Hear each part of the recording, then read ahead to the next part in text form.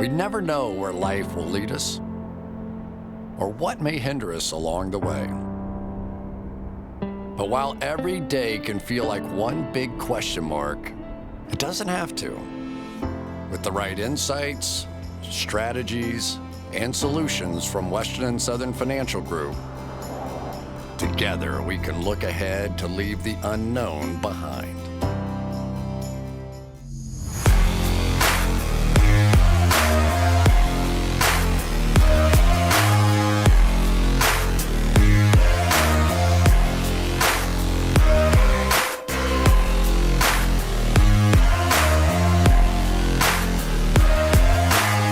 In honor of National Puppy Day or Dog Day? Dog Day. National Puppy Dog probably Day. has its own day too, though. Yeah, everything has a day nowadays. Every dog has its day. Okay. Wow. Wow. I liked that. No, wow. I hated National that. Dog Day in honor. Yeah. You have a fantastic, no fitting puke in the story. sink. There's something else going on here. Yeah, this one, in honor of us going back to Champaign this week, is where the crime occurred. Maybe a crime. I was my buddy in college who, I was actually my buddy from high school. He went to the U of I went to Notre Dame. I'm visiting U of I for the weekend, staying at their place. He had just gotten a wiener dog. So it's like a puppy still. It's pretty like 6 months old at this point. And so there's puppy pads all over his place. And it's me and his roommate who are at his place, and he had left he was at go to track practice. He ran track at the U of I. And I'm like, dude, I'm going to take a shit on his puppy pad and tell him the dog did it. Wait, not even like, you didn't even have to poop? You were just I mean, I kind of did, but I was like, should I do it on his puppy pad? Like, and tell him that. How old were you? I don't know, probably junior year of college. Okay. Probably 20, 21. And he's like, you really like want to take a shit? I'm like, dude, that'd be hilarious. So we just like, and this was like right when camera phones coming out. So, when camera phones are like right when coming like you can out. send a picture over text, whatever. And so I go into his room and where his dog Johnson is, and I take a shit on and it's like a monster. Yeah, it's like a movie scene shit where it's like perfectly sized. And until you've smelled a poop outside of a toilet, you have no clue. My buddy walks in after I do it and falls to the ground, like hits his knees because he's laughing so hard. And we take a picture of it, send it to him. We're like, dude, we won't believe the size of the shit that Johnson just took. And he's like, what?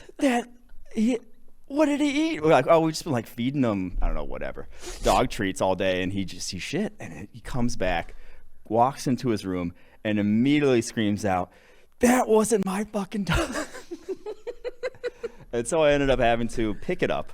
And I actually had to put it into a toilet, which was an awful experience in its own right. You couldn't just throw away the puppy pad? Actually, I would have been smarter in retrospect. Why didn't you just I mean, I picked it up with like another puppy pad. But yeah, and so that's you in honor of picked National Dog up Day. the poop off another puppy pad rather than just throwing away the I full can't remember puppy exactly pad? how I picked up the poop, but then I put it in a toilet, and it was pretty tough. But That's a fantastic story. Have you ever done any puppy pad defiling since? no, that was the end of my. That's it. I've only toilets ever since then. In our return to Champaign, maybe we can identify some puppy pads. We are going to Nebraska at Illinois, Champaign, Illinois. The tailgate tour starts. Kickoff, week 0 in Champaign, Illinois. Make sure to hit us up if you are going to be out there. We're going to be tailgating with the fellas. Let's catch an early buzz here. Teddy Bridgewater versus Drew Lock. Teddy of Bridgewater officially named the starter by Vic Fangio. I think a lot of people were surprised by this.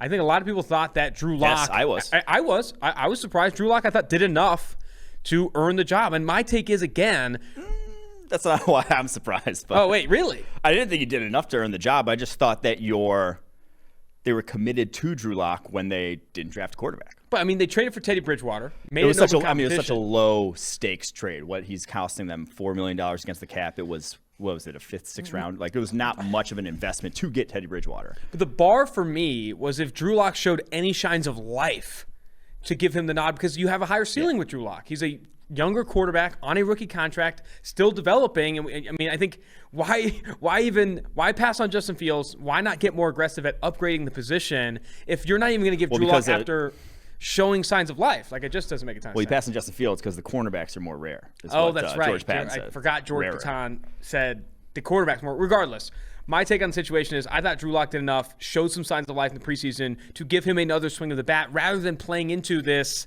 high floor, known ceiling that is Teddy Bridgewater, that at best, and I tweeted this, at best is going to do a shallow postseason run, wild card berth with maybe a playoff win, but also going to keep you from drafting a legitimate, one of the top 2, top 3 quarterbacks in this class. Like that's what's going to happen now. You are caught in purgatory and going to be forcing yourself into a Keaton Slovis at the back end of the first. That's not where you want to be. I'm not downing Slovis, but I'm saying the projected number 1 overall picks right now, our top picks are Sam Howell, Spencer Rattler, I think Malik Willis, Carson Strong. You could force yourself into a situation where you're not making a legitimate or significant upgrade at the quarterback position. I think they should have gone with Drew Lock. So for context, this preseason, Teddy Bridgewater, 19 dropbacks, 78.2 passing grade. Drew Lock, 24 dropbacks, 62.1 passing grade. So in the games, Bridgewater has been better. Now that's like half a game's worth of dropbacks. That they're basing that off of obviously practice and how they did their meeting rooms, whatever dictates far more of this decision than anything. And I agree with you. In the world that we live in, where it's this theoretical, we're trying to either win a championship or draft highly, that you keep saying you don't want to start the bridge quarterback. You don't want to start the Bridgewater because that puts you in the purgatory draft spot between 10 and 20 in the draft. That's where you don't want to be drafting every year. But in real life, where Vic Fangio is on the hot seat, as much as we don't think he should be, is on the hot seat there in Denver, he has to win games. And just like you said, just getting to the playoffs keeps him his job. Getting close to the playoffs keeps him his job. Drew Lock crashing and burning feasibly does not keep him his job. That's how you lose your job if you're Vic Fangio. So from that perspective, this is not a surprising decision in my opinion. I think what this tells me is that ownership has told Fangio, play the guy that's going to win you the most games because you're on the fucking, you're on the seat. And then if it's Fangio's decision, he's going to go with Teddy Bridgewater because I do think it raises the floor of this football team. And I think they maybe will be more competitive with Teddy Bridgewater. Understand the problem is it just shows gross incompetence by those making the decisions from a roster perspective, like putting Drew Lock in this position, passing on Justin Fields, trading for Teddy Bridgewater. That is the error, not Fangio picking Bridgewater over Drew Lock. The error is the situation that he's in. And I think when I tweet, you bring up what I tweeted, the worst quarterback in the NFL is a bridge quarterback because it doesn't give you that opportunity to develop that rookie quarterback on a rookie contract, not a rookie quarterback, but a quarterback on a rookie contract, and it's going to keep you from drafting the next one. I mean, and it matters, some people make the comparison to the NBA because a lot of people bring up don't be in purgatory in the NBA. You want to be in the lottery or competing for championships. But I would argue, given the severity of positional value in the NFL, that it's even more important not to be in purgatory in the NFL because quarterback is everything. And if you're not drafting inside the top 3, top 5, you're not going to be getting the prospect under center. But again, so the purgatory falls on the GM. That is not the head coach's job is to maximize every single win, every single time you possibly can. It is not his job with what he's been dealt. It is not his job to make sure, kind of what I just alluded to, that you either stink or that you're having the guy, the high variance quarterback, whatever. The fact that they're in so trading for Bridgewater in the first place, or last year the Panthers signing Bridgewater in the first place, that falls on the GM. The fact that then you're starting him to try to win the most games, that's your best bet at this point because, again, Drew Lock, nothing we've seen from him the first 2 years suggested he was that guy other than, Josh Allen just did it. But, Lock was a second-round pick. He was not a first-round pick. Every single team passed on him. He was not good his first 2 years. He's not that level of athlete that Josh Allen is. So there's a lot of sort of signs pointing to the fact that no leap is incoming here for Drew Lock. So, play the best guy. I have one more comment on this before we jump to some other early buzz here, but I think it has to be said. When we talk about Teddy Bridgewater's known ceiling, in the 4 seasons that he's played more than 200 dropbacks, he has never earned a grade above 75.6, and that came in his rookie season in 2014. He's also never had more than 17 big-time throws in a single season. Never a big-time throw rate over 3.4%. He is a very conservative, low average depth of target type of passer. And when you look at, I'm going to shout out Alex Smith. He's Alex Smith. He's Alex Smith, one of our football research interns, Tej Seth. No quarterback over the past 2 seasons has had a higher expected accuracy percentage than Teddy B. How do you get that? Not throwing the ball downfield and throwing to wide open receivers. He's had that benefit, but again, he does not lift the ceiling of this offense. I think he's a low floor or high floor, low ceiling position. I think they should have started Drew Lock just to see what he had. I mean, there's more unknown with Drew Lock. He could take a leap forward. He could, raise the ceiling of this offense, but instead they start Teddy B and really just punch their ticket into purgatory there in Denver. You know who I feel for right now? Drew Lock's mom. She's been through enough here with all the shade you throw. It's true. Away. She's really reeling at this point. For those who don't know, who aren't frequent listeners of Tailgate, we did some piece of content where I said not even Drew Lock's mom drafts him that highly or something like that. And then someone wrote an article, a legitimate article, that said PFF throws shade at Drew Lock and his mom. Someone legitimate, someone was I hope paid to write an article that wrote. Because it was after the ESPN was starting a franchise, who you drafting, and the Denver beat reporter drafted Drew Lock 14th in that. Oh, that's right. Is what it was. And you said not even Drew Lock's mom would draft him that. I'd stand by that. I mean, not even the Denver Broncos would draft him that highly. I mean, that's where we're at currently. Yeah. All right, next thing on the early buzz, Sony Michel traded for a 5th and 6th round pick to the Los Angeles Rams. From the Rams' perspective, it's a very low-risk move. They obviously lost Cam Akers for the season with a ruptured Achilles, and then even Darrell Henderson, I think, is battling some injuries as well. So they're looking for health, honestly, at the running back position. I don't think Sony Michel is all that great of a talent, as evidenced by what they traded for him, a 5th and 6th round pick. I think the bigger magnifying glass goes back to the Patriots, back to Bill Belichick, and just the absurd drafting that they've had over the past few years. I mean, they have not gotten quality players out of their top 50, top 70 selections in the last 5-6 years. They have not done a good job drafting, and Sony Michel is just another factor of that. And I remember when Belichick drafted him, it was right in the peak of the running backs don't matter era in analytics and in football, and said, "Oh, you guys are saying you know more than Bill Belichick?" This was a bad decision. It was a bad decision then. This isn't hindsight analysis, and I don't care about his rookie preseason or postseason run where he averaged 4.3 yards per carry. I don't care. This was not a good use of resource. You just traded a 1st-round pick for a 5th and 6th-round pick. That's not a good use of resource. You need to attack high-value positions. Again, this is not rocket science. I'd almost consider it just a very simple approach, a very simple data-driven approach to investing, top 50 selections. Yeah.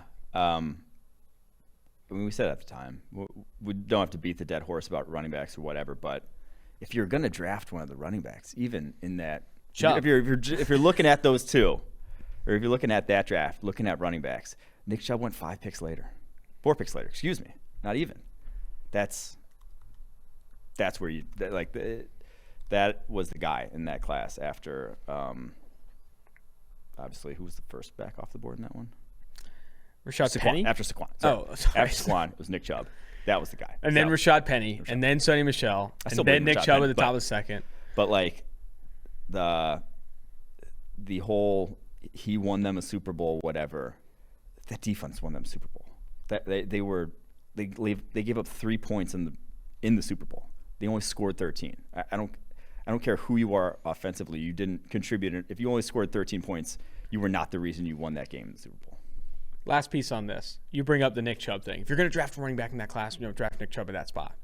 Phillip Lindsay and Gus Edwards went fucking undrafted, bro. And you could argue they've been more productive than Sony Michel. That's why you don't draft Sony Michel in that spot. It's not because you could have gotten Nick Chubb. It's because, dude, this position is one where you can get talented players later for low cost in free agency or later in the draft, if not undrafted. So that continues to be the case in the NFL. Last piece of the early buzz, Mac Jones, according to the Patriots beat, I think specifically Coran for NBC Sports, thinks Mac Jones has won this job. You have Cam Newton now in COVID protocols. You see that report that the Patriots are quote unquote frustrated with Newton in that situation that's unfolding. One, has Mac Jones done enough this preseason to warrant the nod in New England? And two, if he does start 17 games, that has not been a situation we've talked about a ton. How good is this Patriots football team? Ooh, I still think they're. Now he's not run with the one yet, but he has looked about as good as any rookie preseason quarterback since Dak Prescott. Dak Prescott obviously ends up starting week 1 and wins Rookie of the Year, is exceptional right out the gate. So I do think that he's done more, not just enough. He's done more than enough. I would start him. I would start him right now over Cam Newton if I am Patriots head coach Bill Belichick. Graphic. Now he knows more than us. On you. Now he knows more than us. He does. But with Cam Newton being out and Mac Jones again comes in, lights it up with the ones apparently on Wednesday in practice. It's difficult for me to not put him out there. When you, like I said, that's your franchise. There's nothing. I say you don't start rookie quarterbacks, when they're going to develop bad habits by playing. When you're going to either get them killed behind a bad offensive line, or with the speed of the game's not there, or if you like change their mechanics. When like throwing them out there would do them more harm than good, because not all reps are good reps. Just getting reps doesn't necessarily make you better. Sometimes it can make you worse if you're practicing the wrong things. That's not the case with Mac Jones from what we've seen so far. Mm-hmm. So I think throw him out there for sure, 100%. Now, does Cam Newton maybe offer more upside with that offense? Was it built more for Cam Newton? I think a little, like his running ability behind that offensive line. Yes, I think it was. They built it with him in mind, I think, this offseason. But Mac Jones looked damn good, man. Like that I do think he ends up starting week 1. And I was talking about this on a radio hit today in Orlando. Shout out to Orlando. And they were comparing the situation to Justin Fields in Chicago and Trey Lance in San Francisco. I think the New England Patriots are in a unique position to start a rookie quarterback week 1, not so much because Mac Jones has looked good in the preseason against second, third stringers, but it's because they have a top 3 offensive line. Like this is going to be a legitimate front 5 in front of him. That's not going to put him in a body bag every single week. Justin Fields is going to play behind a bottom 5 offensive line. Yes. Even San Francisco, Mike McGlinchey has not looked well. They obviously have Trent Williams, but I'm less worried about the offensive line as much as I am worried about Trey Lance and him not playing football for only that Central Arkansas game since 2019. I think that has been bigger concerns for Lance. He obviously looks out of schedule or off schedule on some of the throws there in San Francisco, has taken a lot of sacks, etc. But I think the Mac Jones situation is very unique to, you can't modify unique. Can't modify unique. It's unique to, I don't even know what I'm saying now. You've just crushed me. You at least corrected yourself. I'll take it. But Mac Jones is going to play behind a good offensive line. Justin Fields isn't. And I almost feel like I'd rather start Andy Dalton just so you avoid Fields getting blasted. No, I agree. I think of those 3 that aren't penned in to start, now that Trevor Lawrence is officially the starter. That's right.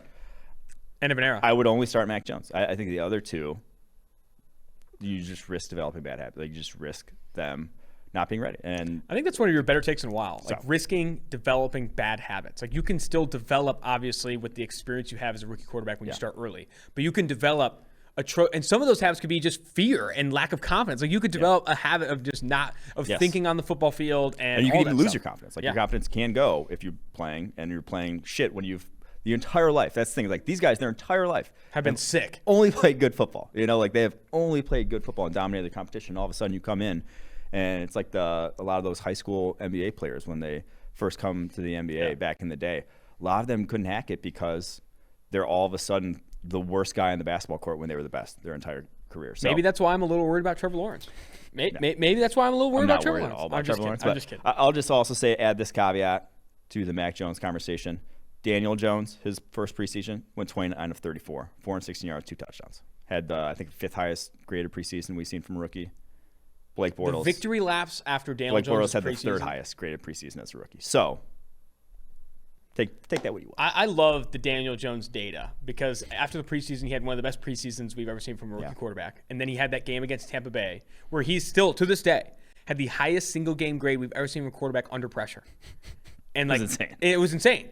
But the victory laps that were run after that was just absurd. I mean, everyone, massive overreaction to some very volatile data, preseason data, volatile, under pressure data, volatile, all that stuff. Well, I mean, it was like people were crowning Mariota, 2 years into his career. You got to crown them. I said crown him. But people were saying, Mariota over Winston, knew it all along. Well, it turns out neither of them, but it's just, this is an ever-evolving process evaluation. That's why sample size we preach at quarterback, because you just need to see guys more to know how they'll fare. All right. Before we get into the top 100 big board and start looking at some of the schools that are most represented in your top 100 big board and also some position rankings, have to say this. The NFL is back, and DraftKings Sportsbook, an official sports betting partner of the NFL, is giving all new players a can't-miss offer for Week 1. Bet just $1 on any NFL game during the first week of the season and receive $200 in free bets instantly, no matter what. Take advantage of this limited-time offer now. Head to DraftKings Sportsbook app now to check out all the greatest promotions and daily odds boost. Plus, you You can make every game a big game with the same game parlays. Download DraftKings Sportsbook app now and use promo code PFF to receive $200 in free bets when you place a $1 bet on any Week 1 game. That's promo code PFF to get your free $200 in free bets instantly for a limited time only at DraftKings Sportsbook, an official sports betting partner of the NFL. Must be 21 years or older in New Jersey, Indiana, or Pennsylvania. New customers only. Restrictions apply. See DraftKings.com/sportsbook for details. Gambling problem? Call 1-800-GAMBLER, or in Indiana, 1-800-9-WITH-IT. Whoo! Going to be placing some bets as we drive through Indiana on our way to Champaign. Yes, we will. I found out also that online betting, you're not allowed to bet on Illinois teams in Illinois. In Illinois, yeah. That's insane.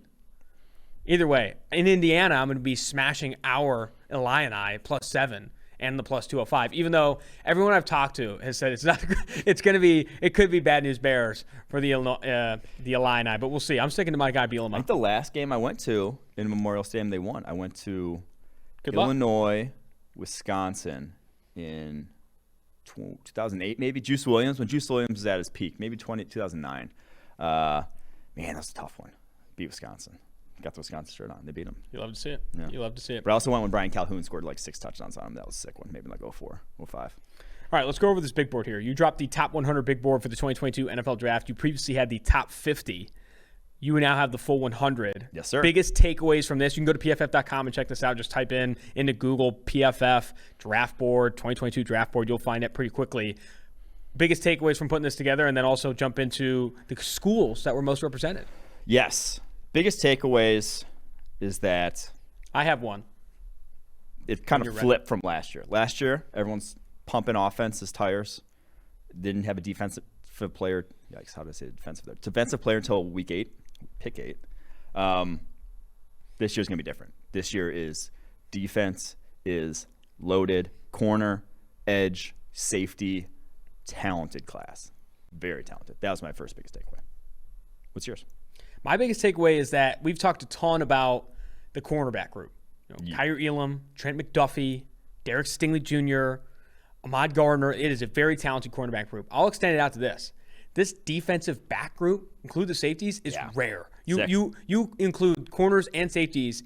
There is so much talent. Brandon Joseph, obviously Kyle Hamilton in the safety group as well. Noah Daniels. I mean, there is so much talent in the secondary in this draft class that I think a lot of teams are going to be chomping at the bit to improve their secondaries with some of these kids. And I think it's going to be a really fun season because of it, because you have so much talent on the back end. I was telling text with I didn't even bring up Jordan Battle, Josh Jobe, Dane Brugler today. I'm like, there's probably like a half dozen 5'9" defensive backs that just play like dogs, like the Amik Robertsons of the world. There's like a ton of them in this class, guys that just are fearless, undersized, but just attack downhill every single play. So those are, it's going to be a hashtag fun to watch defensive back group for sure. Hashtag fun to watch. You know who I saw tweet fun to watch recently? No. Sam Monson. Classic. Let me see. Let me find this tweet. Talk about fun to read. I think, who did he call fun to watch? I can't remember. I'm going to scroll through here and bear with me. I think it was recent. I'm still waiting for that. I've seen a few. Remember when I declared? Oh, the Dan Campbell thing. Remember when I declared kneecap jokes dead? I've seen a few from PFFers. Not going to name names, but the joke was dead in maybe February. No, it was dead. It was dead literally the day after he said it. Yeah. So we're going to need to clean that up, PFFers. No more kneecap jokes. If I see it, we're going to start policing it. Jordan Love. The high-end plays from Jordan Love are so fun to watch from Sam Monson. He also tweeted it on August 20th. Jared Patterson. It's fun to watch. Run the football. That is incredible. He's done those in the last month. Shout out Sam Monson for tweeting out our favorite phrase. Yeah. Hashtag fun to watch. All right. Position group strengths. We just raved about the backfield, the secondary, the corners, the safeties. Let's rank these groups. Let's rank them. All right. Top O of the class, cornerbacks. Yes. We got 14 cornerbacks in the top 100. That's a lot. And that's much needed for where the game has been trending. You got Derek Stingley at number 2 overall, the LSU cornerback. Kyrie Elam, Florida, number 9. Trent McDuffie, Washington, 13. Ahmad Gardner, Cincinnati, 21. For the top 25. You got a bunch more here. Noah Daniels, TCU. Martin Emerson, Mississippi State. Andrew Booth, Clemson. Michael Wright, Oregon. There's just a lot of talent up and down. I'm trying to think, is there any team with 2 in the top? No real dominant cornerback tandem out there, although Eli Ricks for LSU is pretty damn good next year. But it is a cornerback group is going to be exceptional. After that, we already raved about that, but it's going to be another, in my opinion, strong offensive tackle class. I really like the talent in this offensive tackle class. We've raved about Evan Neal from Alabama, Jackson Kirkland from Washington, Kenyon Green from Texas A&M. Like, those are the three guys who are, depending on where you're looking, that's probably going to be a top three pretty much everywhere. Ohio State, who I mentioned, has 2 of our top 60 guys on the offensive tackle. Now, Thayer Munford may be playing guard this year, but they have a very strong offensive tackle group with Nicolas Petit-Frere. And then I think that's got to be pronounced more French. Yeah. Nicolas Petit-Frere. Well, good luck. I think that's nice. Did you like that? I did. I'm not an accent guy. I got a Wisconsin accent, which doesn't translate. Doesn't translate to many other cultures. The one I'll highlight here, though. Many other cultures. Trevor Penning, Northern Iowa, comes in the top 100.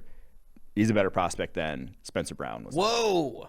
Spencer Brown, ridiculous athlete, freak of nature. Trevor Penning is the better football player. That is a fantastic take. I need to watch some Penning. There you have it. He played left tackle, and Spencer Brown played right tackle. Wow. Covered the blind side. That's still holds weight. Yeah. So what we have right now, we have cornerback, tackle. What's next? Edge defender. Edge defender is a strong class. Kayvon Thibodeau at the top, but you got a lot of more, I'd say, polished products. Guys who just like know how to rush the passer better. We were talking about last year, Kwity Paye, Odafe Owe, Jalen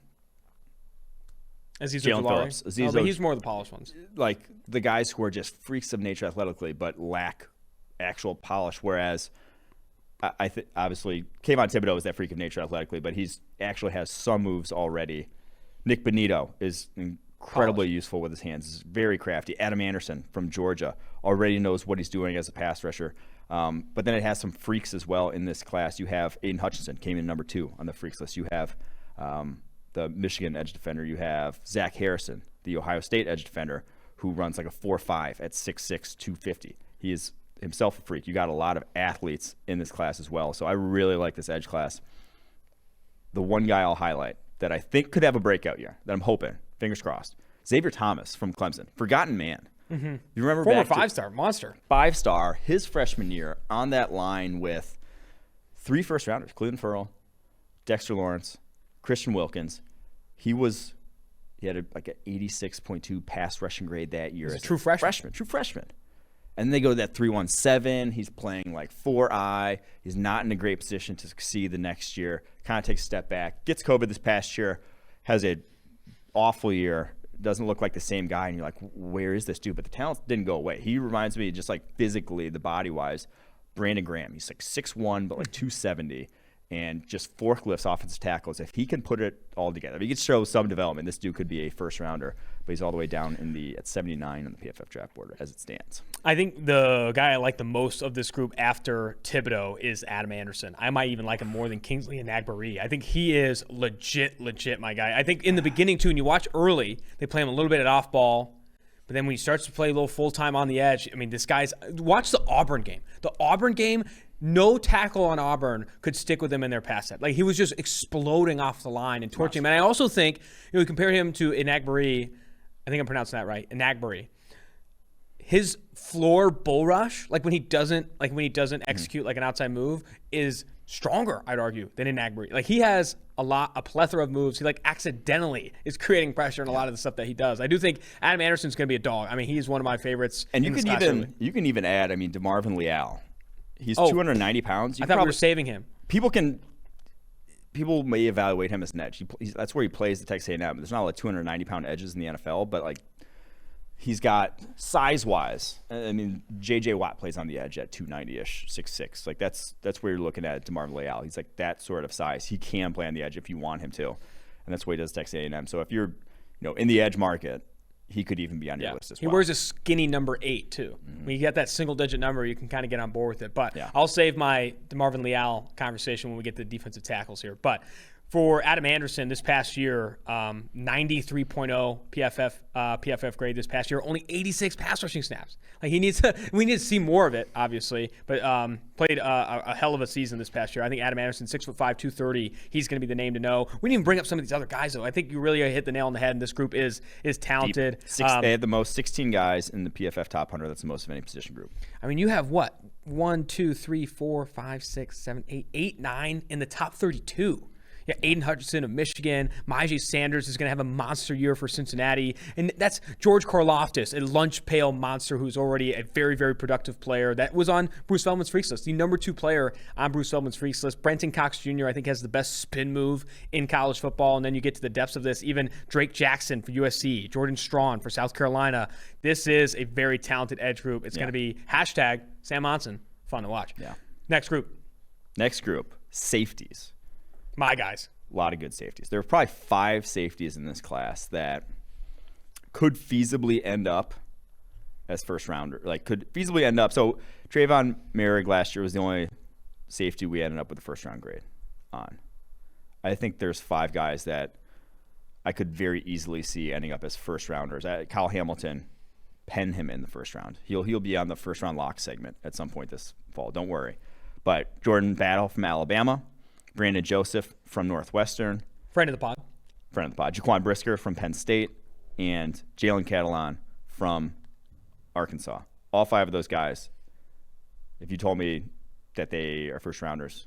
Really? All 5? Would not be surprised. Wow. Now, I'm not saying all 5 end up in the first round, but all 5 have that caliber of talent. I think this safety 2 battle is going to be one I'm watching. I like Battle. I think he plays a very tough position in that Alabama defense. But Brandon Joseph, man, what he did, I think last year was a true sophomore. Yes. I honestly think Brandon Joseph might be competing for that safety 2 spot. I'm excited to watch him at Northwestern. Not a lot of reasons to get excited watching Northwestern football, but Brandon Joseph is definitely one of them. Also, obviously, a friend of the pod. I haven't talked to his coach though, Mike, so you don't get to make fun of me for that. Okay, so you're not. That's why you just made fun of Northwestern. You haven't talked to the coach. Exactly. Yet. Next group. If you talk to. Well, can I recap? Okay, yeah, recap. Corner, tackle, edge, safety. Really hitting that defense. Tackle obviously entering the mix as well. But who is the 5th best, or what is the 5th best position group here? I think that's a clear top 4, and then from here there's like a jumble from. Probably the next 4 position groups I'd say are. Or 5 position groups are like interchangeable if you want to order them however you want to order them comparatively. They're all okay. Haven't brought up QB yet. They're all okay. Wide receiver is who I'd put up next. I really like the Ohio State duo, and I think it's just deep on mid-round kind of guys. 12 wide receivers in the top 100. I think that's kind of just the way of the world nowadays. But I really like some of the guys who come back from injury. George Pickens from Georgia. Justin Ross from Clemson. Those guys have flashed first-round talent at times. I mean, freshman year, those guys were the best receivers on their respective teams. They were. Justin Ross still has a PFF record for yards per route run, and that was as a true freshman back in 2018. But injuries have derailed both of them. Pickens going to be coming off an ACL if he even does play this year. Justin Ross coming off that spinal fusion surgery or whatever he did have. George Pickens is hurt though, isn't he? Yeah, so coming off an ACL. He tore his ACL this past spring. So those 2 guys, the talent's there to be first rounders, but not quite there yet. But to me, it's got a lot of intriguing names and a lot of different body types in this wide receiver class. Whereas last year was the small guys. This year, a few more of the big dogs, the Traylon Burks, the Drake Jacksons of the world. I think something interesting to look for as we talk a little bit about Georgia, the injury bug has bit the fuck out of them. For the first week of the season, George Pickens, Dominic Blaylock, Darnell Washington, Arik Gilbert, and Tyke Smith aren't going to be there against Clemson, or likely aren't going to be against Clemson. And I think Clemson's only favored by 3.5. I might spread some Chad down there. I might have to make a little play because I think Clemson, with all those losses, defense is supposed to be the strength. I'm a little nervous about that for sure. But still, for this receiver group, I'm obviously a huge fan of both Ohio State guys. I love Garrett Wilson, love Chris Olave. I think those guys are going to be the top dogs. And then Drake London, I'm interested to see when he moves more out of the slot, how he performs. I think USC, Clay Helton said that he wanted to move him outside and play him a lot more outside. Romeo Doubs is a favorite, probably not a first rounder, but still a favorite. Then some of these other guys, though, that, get hyped up a little bit. Treylon Burks, David Bell, Zay Flowers. I mean, I do think some of these contested catch guys are always going to be those ones I steer away from a little bit. Yeah, that's good college receiver. Burks to a degree. That's definitely Bell. That's like Bell's game. But yeah, I think you had the quote, one of the best, if not the best, at the catch point in college football. Yeah. Shall we get to before we get to the next position group? I got to bring up the shirts we have on. I have a sweater, I guess. I guess it's a sweatshirt. Home Field Apparel is a premium collegiate clothing brand out of Indianapolis. Incredibly comfortable, efficiently licensed apparel with vintage college designs. Home Field is in the middle of the big new Saturday season 2, where they launch a new school collection every Saturday at 12 p.m. Eastern for 16 weeks straight. They just recently released Georgia, Wisconsin, Florida. But this Saturday, we've got the Boise State Broncos. I'm wearing right now the Florida sweatshirt. I'm a huge fan. This is probably my favorite one I've got. I got Aztecs. I got Vols. I got Texas. A lot of exciting stuff. Home Field, man, really, really cool vintage college clothing there. You can also use promo code PFF. That's PFF to get 15% off your first purchase at homefieldapparel.com. That is promo code PFF for 15% off. Get ready for college football tailgate season. I know we're going to be rocking some apparel. Oh, I'm ready. We're going to be rocking some apparel on our tailgates here. Yeah. Maybe a little Notre Dame or whatever. I got some jerseys, too. I got some cool jerseys for the trip. I'm excited. All right, let's jump to the next position group here. What do you have after wide receiver? I got quarterback. Now, there's no Trevor Lawrence, Justin Fields coming into their final year. It's like that guy, no matter what, going to be a dude. Really? Not even Rattler? I don't think Rattler's at the level that those two were coming in. I think anyone that's in this top 100, besides Keaton Slovis, can be the number 1 overall pick. I just don't think Keaton Slovis is going to be with the arm talent tools-wise. But you have Spencer Rattler, Oklahoma quarterback at 1, Sam Howell, North Carolina quarterback at 7, Malik Willis, Liberty quarterback at 16, Slovis obviously at 19, USC quarterback, Carson Strong, Nevada QB at 37, and then Matt Corral, Ole Miss QB at 68, and Phil Yurkovich, Boston College QB at 87. Like, all those guys have tools, again, besides Slovis. Again, I keep saying that, but all those guys have, like, arm talent for days. Corral is right up there with them, even though he's 6'1", 205. He does not look like it. He's almost like, who's the Billy Wagner, the old Astros pitcher who would throw gas at, like, 5'10". It's like he doesn't look like he should be able to have a cannon, but then the ball just explodes out of his arm. So, I think all those guys have, like I said, that arm talent and have flashed that sort of ability to be drafted highly. I don't think any of them, again, Rattler's QB1 just because I think he offers that, the way the game's going, that out of structure, that just creativity, playmaking ability on a different level than any of these other guys. Mm-hmm. But Malik Willis cleans up his footwork, gets a little more in structure, cleans up his accuracy, and he's the number 1 overall pick. Phil Jerkovich even, Boston College. I was talking with Eric Alco, and he said that might be his QB1 when it's all said and done. Like that, these guys are. Carson Strong is low key. I want to move him up my board every time I watch him because the guy is just so visually appealing. The way he throws the football, it's just such a tight spiral, and like the way he gets out, such a quick release, and the way he throws it looks the part.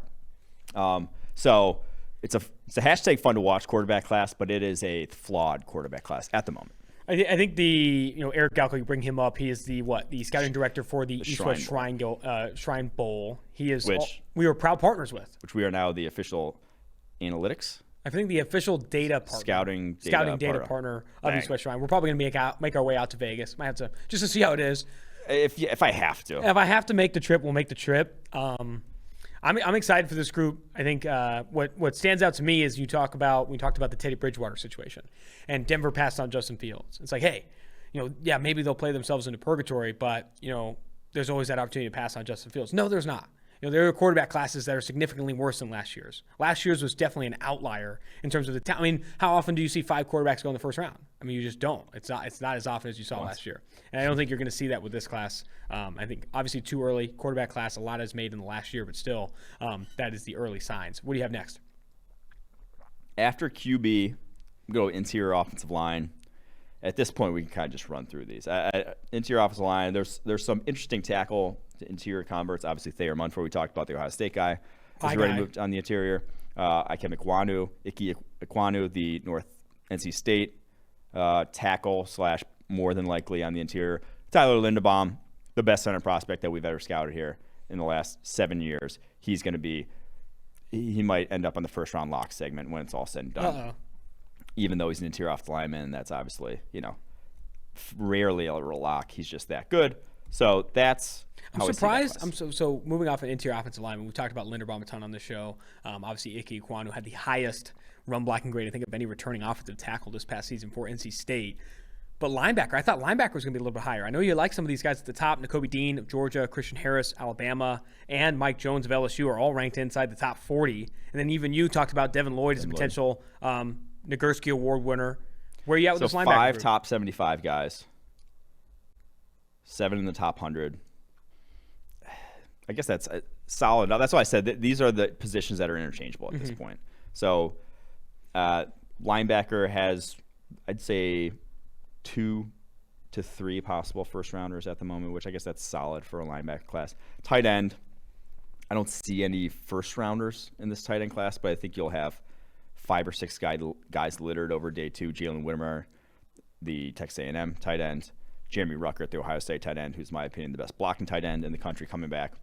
So I don't think it's a bad tight end class comparatively to, 2 years ago. That was just poop, where you're like the Patriots are doubling up on Devin Asiasi and Devin Dalton Asiasi is Keene. running with the 4s right now. And the guy was 280 pounds his last year at Michigan. Or no, UCLA, because he transferred to Michigan. That was, no, Belichick knows more than us. But it was a bad pick. And then I don't think this running back class is that great, though. That's the one. Running back and defensive tackle are the 2 classes where I'm like, these don't look like good classes. This reminds me of... Those are the last 2 position groups, right? Last 2 position group. What was the year? Whatever year Miles Sanders. It was Josh Jacobs, Miles Sanders, Darrell Henderson that year. This kind of reminds me of that year running back class-wise, where it's just like, man, you might not see a lot of guys go high. You got Breece Hall, the Iowa State running back. You got Isaiah Spiller, the Texas A&M running back.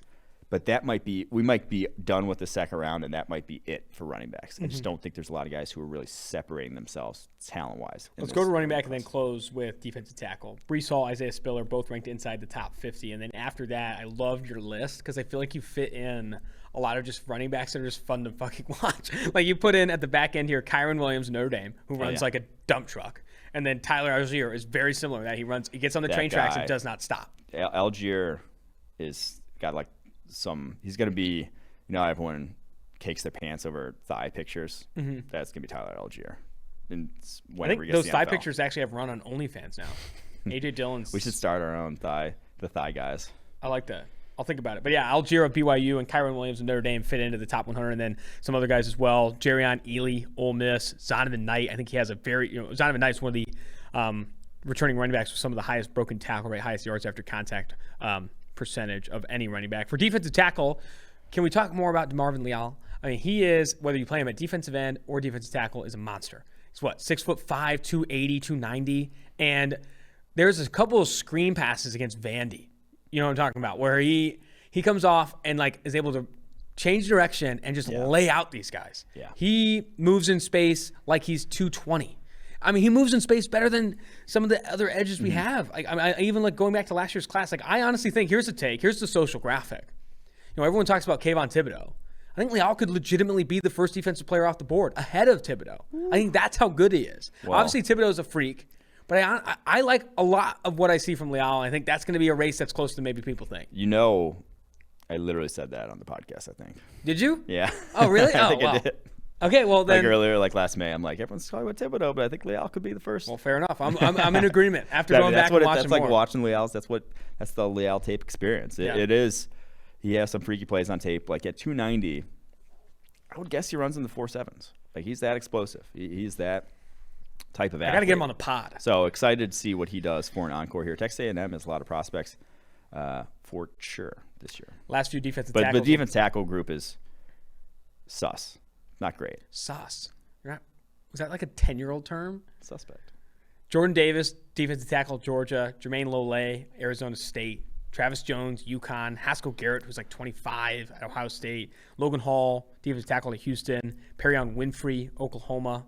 Those are some of the other guys as well. Isn't Jordan Davis? Jordan Davis is largely a run defender, though, right? Some of these guys are, Devondre Sweat fits into the back 100, another really big monster run defender. But are there any legitimate interior pass rushers this year? Maybe Lole. Yeah. Lole I like as an interior pass rusher. Perion Winfrey the Oklahoma DT.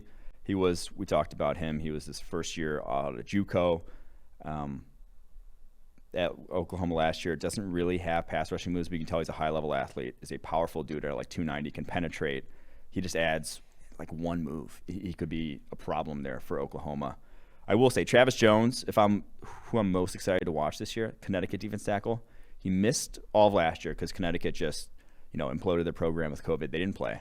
Imploded their program with COVID. He had pass rushing and run defense grades in the 80s his last year, true sophomore.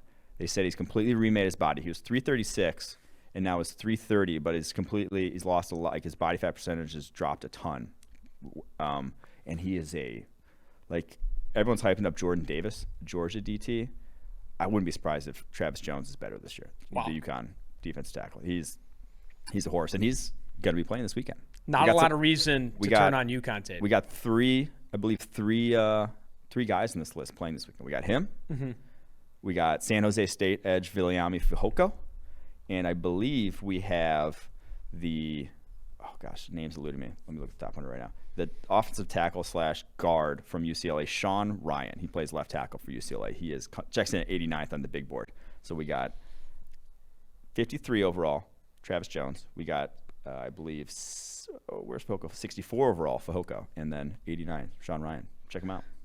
UConn is also 27.5-point dogs traveling to Fresno State. So that's because they don't know about Travis Jones. The line has not adjusted for Travis Jones on that side of the ball. No. An interesting week 0 slate. We're obviously going to be at Nebraska, Illinois +7 at home, +216 on the money line. Calling it interesting was kind. Yeah. It's cheeks. It's not cheeks. It's college football, baby. I'm just saying, as far as I know it's college football. I love college football. I watched goddamn Central Arkansas play. Who'd they play? Austin Peay last year. I watched a full Central Arkansas Austin Peay game. We were at the bar, I think, for that. And so obviously I'm excited for it, but I could have used a nice I could have used Clemson, Georgia this week. Could you? Could you have used Clemson, Georgia? I think right now ranked the number 2 and number 4 ranked teams in college football according to PFF. Would you like that in week 0? No, we're going to be watching UConn, Fresno State, Hawaii, UCLA, and UTEP, New Mexico State at 9:30 p.m. ET, by the way. If you're not up watching New Mexico State take on UTEP as 10-point dogs at home, what the fuck are you doing? All right, that's it for this episode of the Tailgate Podcast for now. We gotta toss the trivia. Oh my gosh, the trivia. I forgot. Max Chadwick, producer on Tailgate, put together some trivia questions. We got a trivia segment that's going to happen every Thursday during the season. Trivia segment every Thursday during the season. To submit your questions, you can leave them in an Apple Podcast review. Those will get priority. However, if you want them quicker, follow PFF_tailgate on Twitter and shoot them a DM with your question. We'll funnel those in, and Max will help us set this up and get them asked on the pod here. I'm going to open up and ask the question. Wait, I'm going to ask you one quick question. Who had the most prospects in the PFF top 100? Which school? Georgia. Close. They had 6. Bama? Bama also had 6. One school had 7, though. And this kind of blew my mind when I was going through because they lost a lot of talent to the NFL. But I'm not sure who. Blue Bloods reload. It's Ohio State. They got 7. Oh, wow. Yeah, I should have said Ohio State. 7. That's on me. All right, this is going to be the trivia. I don't have the answers to this. Okay. Trivia segment sponsored by Max Chadwick's mom. How are we going to find the answers? Max is going to send us the answers. He's listening live. Okay, thank you. Via satellite. All right. Number 1, name the last non-5 quarterbacks to be taken first overall. Okay. I can probably do that. Do it. It's going to be Myles Garrett, Jadeveon Clowney, Eric Fisher. Come on. Say it with your chest. Oh, man, we're going back then now. Jake Long. Come on. Oh, God, I keep going back. Michael. Did you say your own name? Yeah, I'm thinking.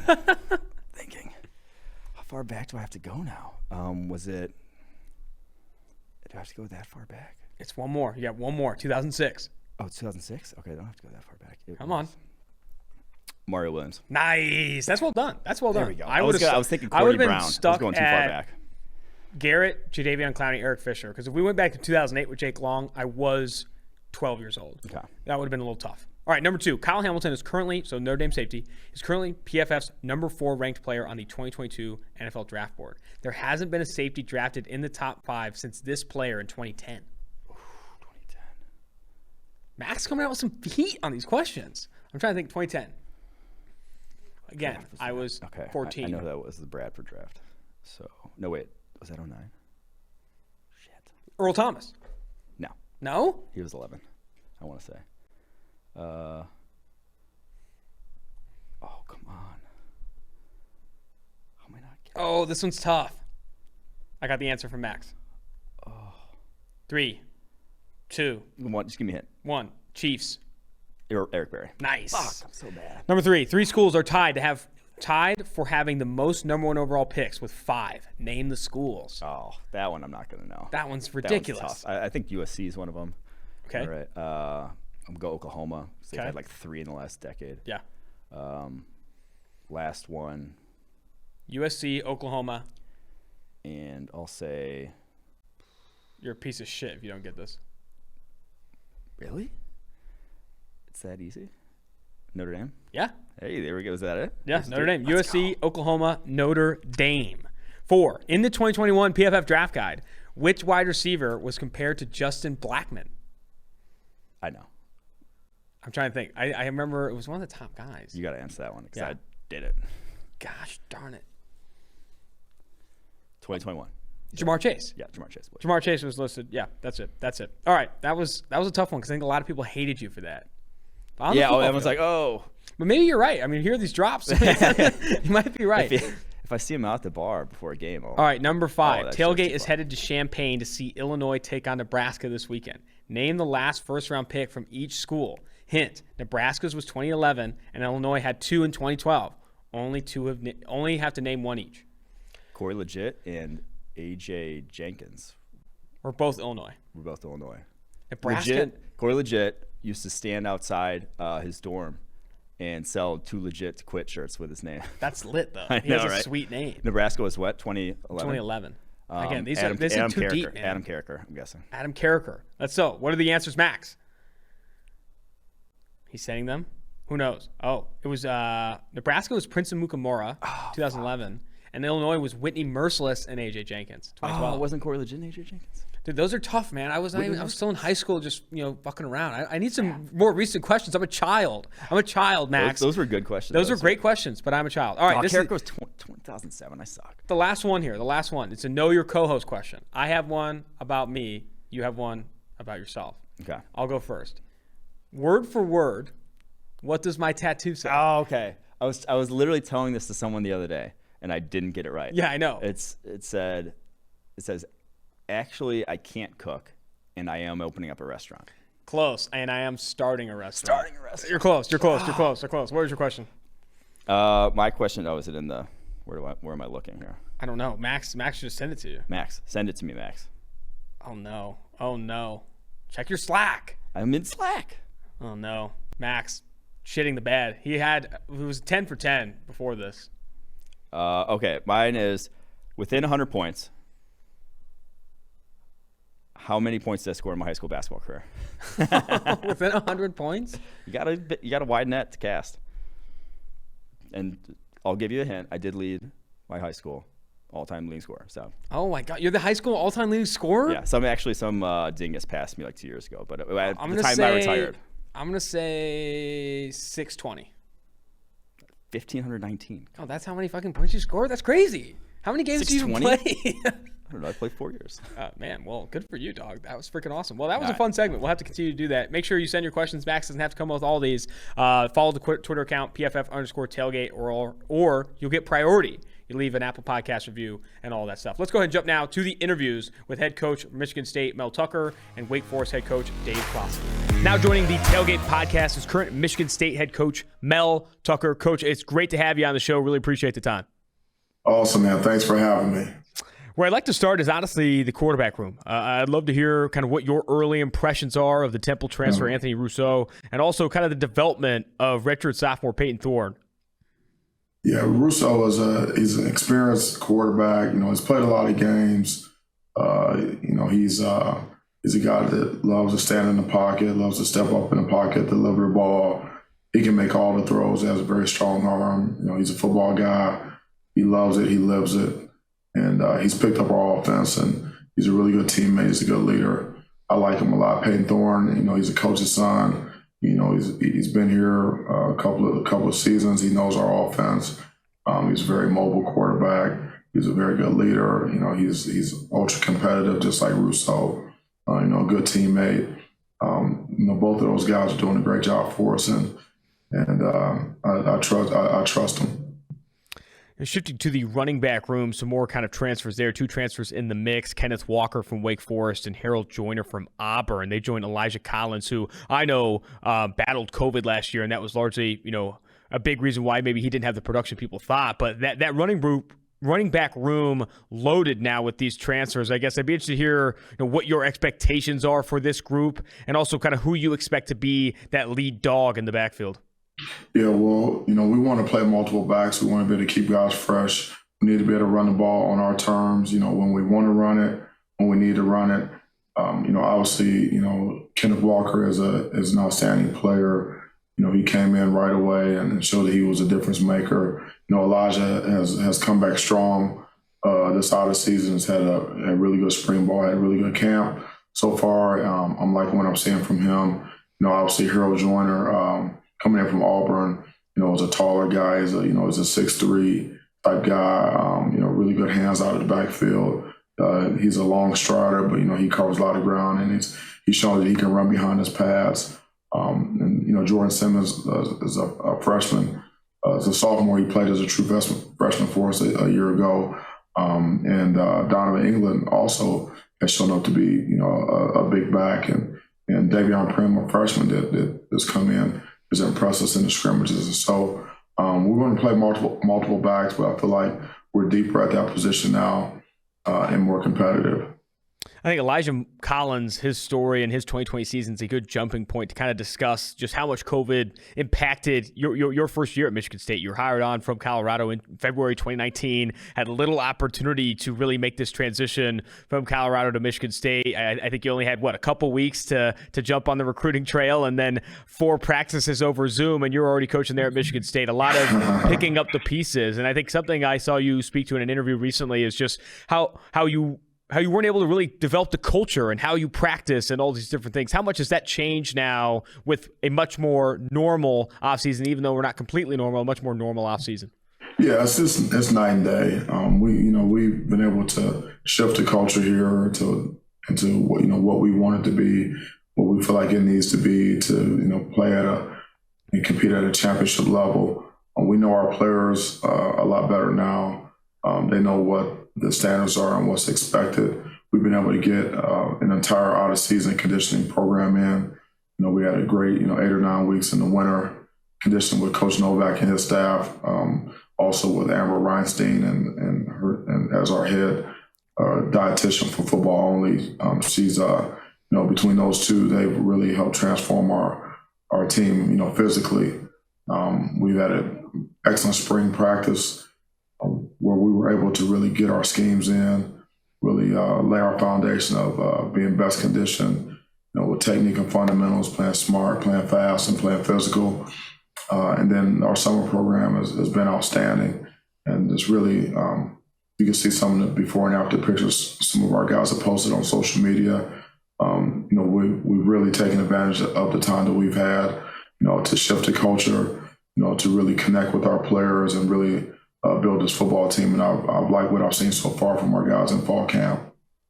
That's fantastic to hear, Coach. I'm glad you've been finally given that opportunity there at Michigan State. I want to transition now to the wide receiver room, which is an obvious strength for this Michigan State team. Jalen Reed and Jalen Naylor returning 2020 after really, really good 2020 campaigns. How have those two taken to Rousseau and that developing relationship? And I guess, what are your expectations for that duo in 2021? Well, I'll tell you what, those Jay Reed and Speedy Naylor are very good players, and they're good teammates. They do everything for us, everything that we ask them to do. We talk about no block, no rock, and they're not afraid to go in there and mix it up and and do a great job, blocking for in the run game or on the perimeter in our bubble and screen game, things like that. They get after it. Obviously, they have speed. They can win one-on-one. Short, intermediate, and deep throws. They're legit weapons, and they've taken well to all of our quarterbacks. I mean, whether it's Russo or Thorne or Noah Kim or any Hampton Fay, any of those guys, they do what they're asked to do, and they practice really hard, and they're emerging as leaders on our team. Defensively, I know Antoine Simmons was a massive leader and presence both on and off the field for Michigan State, and now kind of having to replace him by committee with a handful of stars on defense. Who has kind of stepped up as that vocal and on-field leader for you guys on that side of the ball? Yeah, well, Noah Harvey has played a lot of football for us as of late, and he knows what's expected. Q Crouch has come in as a transfer, has really brought some athleticism and some real explosiveness and some sideline ability. Van Summeren has come in from the school down the road. He's an excellent athlete. He's very instinctive. And Cal Halliday, the body man, going into his second year with us, has really shown that he can pack a punch and on contact, get off of blocks and find the ball. Along with Ma, our true freshman, that's come in here and shown that he's very instinctive and can get to the ball. So we're much more. We have much more depth at that position right now, even a lot more than we even had in spring ball. And so feel better about that position. It's competitive, and guys are competing like heck to get on the field. I'm sure another position group where you seen a surge in competitiveness is the secondary. It was an obvious priority for your staff to go out and upgrade at that position, bringing in transfers like Ronald Williams, Chester Kimbrough, Marky Lowry. How has that, all those new faces in the secondary kind of taken to the Michigan State brand of football? And also a standout from last year, Kalen Gervin, how has he kind of progressed and developed as kind of that mainstay there? Yeah, what I like about that group of guys is that they're very competitive and they're not afraid of contact. They're very willing tacklers. They understand perimeter run support, primary run support, and secondary run support, and they're not afraid to get after it, which is critical because you got to be able to support the run, got to be able to get off blocks, and they're willing to do that. Obviously. Athletically, we have more guys that can play tight coverage, which is very important. We can stay on top of receivers. We can deny some throws, based upon the situation. And we have guys that can play multiple positions. Gerv has got a lot of experience, and so he's kind of a veteran at that position. But obviously Ronald, coming in and along with Chester and Marquis. Really like what I'm seeing from Booth. Really, true freshman. Really like what I'm seeing from Chuck Brantley. True freshman guys that are really dialed in to competing and learning what to do. And I believe as we continue to improve, I believe that we'll be able to have a strong secondary that has some depth. Couple more questions for you, Coach, and I'll let you go. It's fantastic that, when you talk about this secondary group, the first thing you bring up is physicality and run support, getting off blocks. You're a former defensive back yourself, has coached defensive backs both at the college level and the NFL for a long time. I've talked to a handful of college football coaches on this podcast about, what's coachable and what's not at different positions. And I think for the cornerback position, or I guess the secondary as a whole, what do you feel is kind of that prerequisite for cornerbacks to be, high-level talents at the college and NFL level? And where do you feel like any quarterback or any secondary player has the most opportunity to improve with coaching? Yeah, I believe that the players obviously have to be able to run. They have to be able to change direction, play man coverage, be willing tacklers and play the ball in the deep part of the field and have excellent ball skills. And that's what you need to be a good defensive back. I believe that if you can teach a player can learn, all phases of the game, can be improved. All of the guys that we bring here obviously have the talent. As long as they're coachable, that we can improve. We can help them improve in all phases. I mean, whether it's contact, delivering a blow, blow delivery and getting some contact confidence and contact courage, or leveraging and tackling, whether it's man coverage, or zone coverage, things like that. All that can be taught, and those are the fundamentals of the game. And we tell our corners we don't want just cover guys. We need all complete corners. Guys that can hold up and win one-on-one in the run game and give us great perimeter support, whether it's primary or secondary. We need guys that can cover man or zone, and guys that can run all day. Be hyper competitive in doing that. So this group of guys is a fun group to watch. It's a fun group to coach, and I'm really excited about how they're coming together. Lastly, I'd be interested in your take on the new flexibility around the transfer rules in the NCAA. It's obvious that Michigan State has leveraged them with Rousseau, that running back room, and that secondary. How do you feel your approach has changed with that flexibility? And also, how do you feel that these rules will affect kind of the NCAA long term? Well, we embrace all of the changes. You have to be able to adapt and adjust. And we've done that. We want to build our team through the high school ranks. I've said that several times, and starting in our state first. But we're going to use the portal, to complement our roster. It's very similar to my 10 years I spent in the National Football League.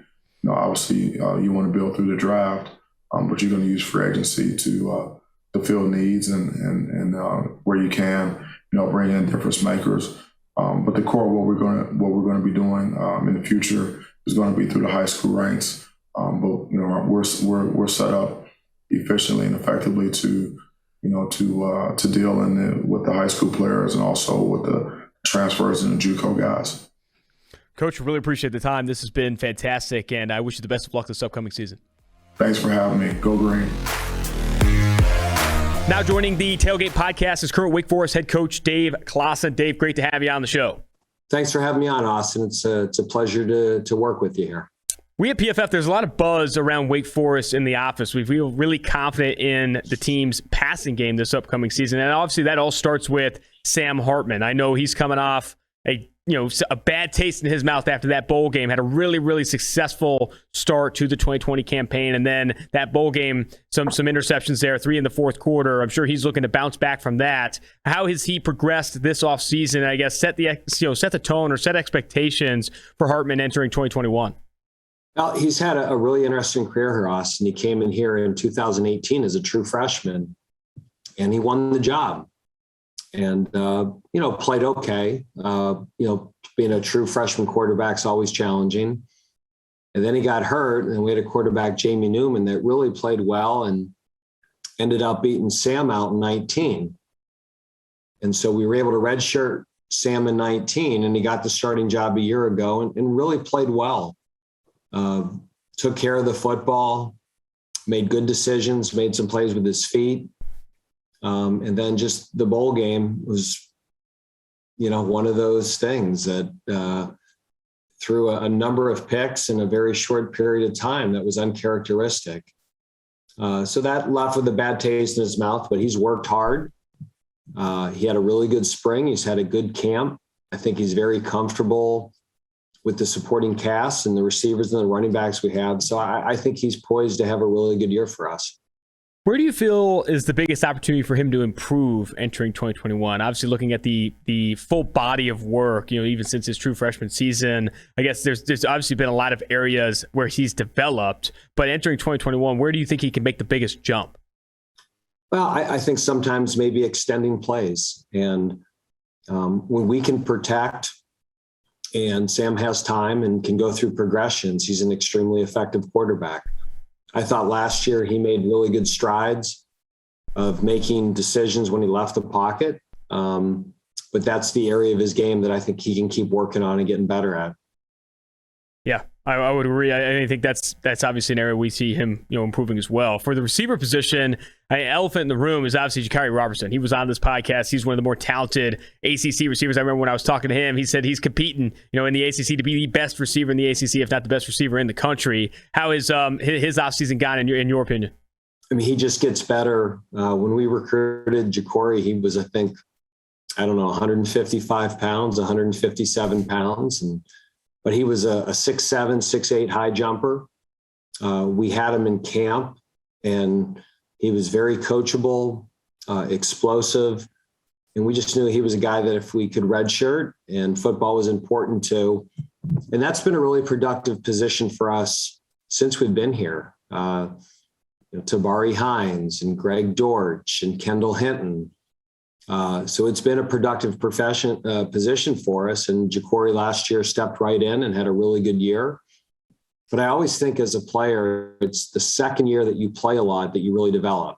The first year you're just happy to be playing, and we're happy when you make plays. And now the second year, you take what you've learned that first year as a player and you fine tune your game. And whether it's releases, recognizing coverage, making contested catches, become a firmer perimeter blocker. I think those are all the things that he still needs to work on. And from what I've seen in camp, he's done that. Speak to his inside-outside versatility and how you want to leverage him. Is his role going to change significantly from his 2020 season, if at all? Well, I don't know if his role is going to change because of what he's done and how productive he's been. He's a guy that we definitely want to get the football to. But the nature of our offense, and as you know, we have a very unique offense here. I always say it's triple option offense out of sexier formations. And, when we run our RPO series, whoever gets the single coverage is going to have a chance to make plays with the ball. And what I would expect this year is because of the year Jacory had, he's probably going to draw a little bit more attention, which is going to open up opportunities for other players. And if we can execute the way we need to, then the opportunities will come back to him. Yeah, from PFF standards, he was number 2 among all FBS receivers in receiving grade, and also top 6 in yards per out run. Efficiency that you just rarely see from, or you'd love to see from Jacory Robinson. You have some other really talented receivers at Wake Forest as well. Taylor Morin is a guy that we feel could be a legitimate breakout candidate this upcoming season, and also Donovan Green. There's depth at that position in addition to Jacory I think a lot of people don't know about. Well, unfortunately, Donovan's not going to play this year. He had in the summer, he had a knee injury. But you're right, Taylor Morin, very quietly last year, had a great year for us. And we have 3 other outside receivers that we're very excited about. Atorian Perry has gotten better every year. I think he's ready to really step up and become a really good, consistent player for us. Donald Stewart is a transfer from Stanford who we had last year, and because of COVID, we get him for another year. He's gotten better and is starting to make a lot of plays in camp. And Jamal Banks is a younger guy who has a really high ceiling. He's working hard. He's making contested catches. He's gotten faster. And those 3 guys, along with Taylor, can all play the outside positions. And then Keyshawn Williams is a young guy that played a little bit last year for us that I think can be a really productive slot receiver for us as well. So, even though we've lost some good players and we don't have Donovan, we think we have really good depth at receiver here this year. Couple more questions for you, Coach, before I let you go. Really appreciate the time. In the trenches, doing some research, you see just how much experience you have both along the offensive line and defensive line. Multiple, 4-year, 5-year, even 6-year players. When you look at some of the defensive linemen you have available, how do you leverage that experience to turn those, those position groups into a legitimate strength? And also, do you feel it's going to be a difference maker for you guys in this, wing T sexy in different sexy formations? Do you feel like it's going to be a real difference maker for you guys having that experience? Well, I think on the offensive line where the experience helps is we have guys who are strong. Last year, because of COVID, the pandemic, our guys weren't able to lift weights for 4.5 months. This year we got winter training. They were able to lift in the summer. We have a bunch of older guys on the O-line. We have a 6-year tight end. We have 3 5th-year O-linemen, a couple of 4th-year guys. And these are all very, very strong, older offensive linemen. So I hope we can run the ball better, maybe against tougher looks. A lot of our run game has always been predicated on the RPO series and getting the numbers in the box right. But to be a really effective offense, at times you got to run it against unfriendly looks. And I'm hoping our strength on the O-line will allow us to do that with our experience. And then on defense, we don't have 6th-year guys. We got 7th-year guys. Yeah. Miles Fox, who was an all-conference player a year ago. This is his 7th year. Suleiman Kamara, this is his 6th year. And then guys like Rondell Bothroyd, Ja'Cory Johns, a Michigan transfer, Luigi Villon, I think is really going to help us. And we've got a really young defensive end by the name of Jasheen Davis that I think when the year's over, a lot of people are going to know his name. Last one here. Kalen Carson, cornerback there on the defensive side of the ball, someone we feel is one of your best defenders there at Wake Forest. And he had a really good season this past year, but you also have a lot of talent in the secondary. Speak to Carson's expectations for this upcoming year as he kind of is that young developing player for you guys, and also the overall depth you have in the secondary. Well, the amazing thing about Kalen is, we had lost two guys that are pros. Asang Bassi is with the Broncos, and Amari Henderson was with the Jaguars and the Vikings. So that last year, we were concerned about that position. And really, our top corner is probably a guy, Jasir Taylor, who's going into his 5th year. But Kalen Carson last year as a true freshman really played well. He covered people, competed. And what's even more amazing is he missed all of training camp. He twice ended up as part of contact tracing, and I think missed 21 days or 24 days of training camp last year. So he's experienced. I think he's more prepared this year. And he's got a great upside as well. So we feel the corner position, in 2 years ago, we had 2 pros. I wouldn't be surprised at some point if both these guys aren't pros. Fantastic stuff, Coach. I really appreciate the time, and I wish you the best of luck this upcoming season. Thanks, Austin. Appreciate it. And thanks for including me and Wake Forest in your interviews. What a jam-packed episode, my guy. This was fucking fun. The tailgate continues to deliver. We are going to deliver. Next time you hear us, we're going to be fresh off the boat, Nebraska at Illinois, and we're going to be prepping for... I don't think you can say fresh off the boat. I don't think you can say fresh off the boat, but we're going to be prepping for our next tailgate, which will be Oregon at Ohio State in Columbus, yes, sir. September 11th. We might have some tailgate gear then. Oh, yeah. We're going to have some tailgate gear. We're going to have some merch. Be on the lookout for that. Make sure you rate, review, and subscribe to the podcast. All the support helps there. Until next time, Austin Gayle, producer Mike Quinn, producer Max Chadwick, Mike Renner, Tailgate Podcast.